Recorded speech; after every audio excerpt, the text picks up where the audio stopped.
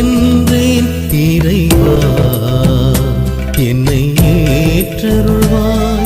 இதோ நான் வருகின்றேன் இறைவா, என்னை ஏற்றருள்வாய். இருப்பது போல் என்னை ஏற்ப